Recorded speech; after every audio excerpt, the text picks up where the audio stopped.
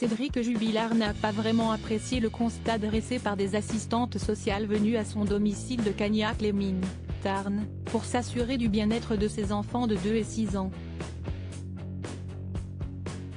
La Cour a estimé que Cédric Jubilard n'était plus en mesure d'héberger ses enfants de 2 et 6 ans.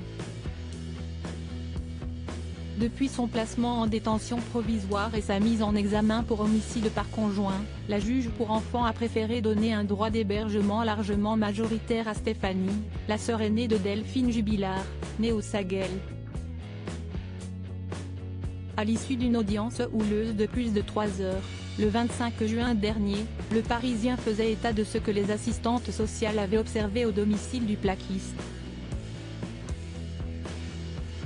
Depuis cette nuit du 15 décembre 2020, Cédric Jubilard a vécu dans sa maison encore en construction de Cagnac-les-Mines, Tarn, avec ses 2 enfants.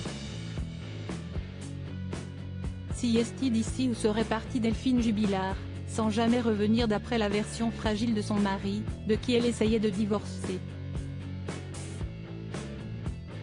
Durant les mois qui ont précédé sa mise en examen, Cédric Jubilard avait reçu la visite de plusieurs assistantes sociales, qui ont décelé des carences éducatives. Un aménagement spartiate des chambres d'enfants lors de leur visite au domicile familial des Jubilard, elle lui avait reproché un aménagement relativement spartiate des chambres des enfants ainsi qu'un problème de sécurité au niveau de certaines ouvertures de la maison. Des soucis balayés d'un revers de la main par Cédric Jubilard.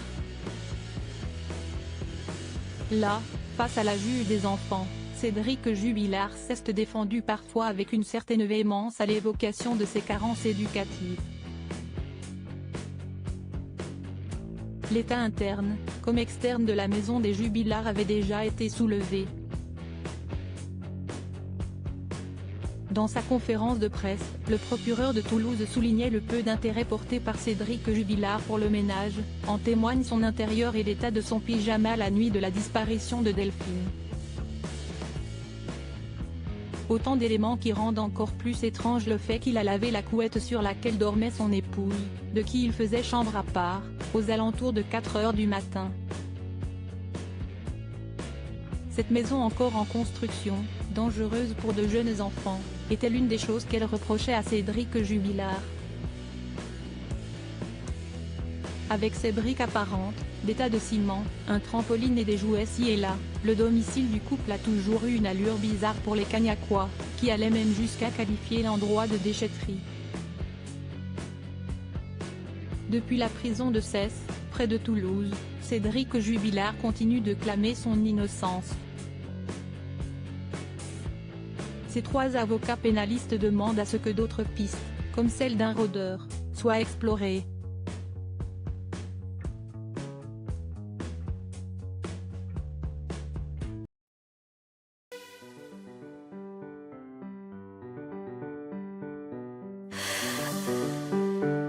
The man I love just had a heart attack,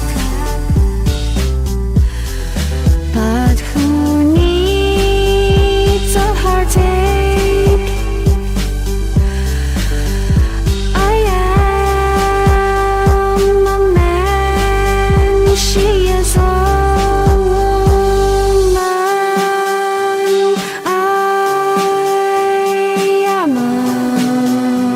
she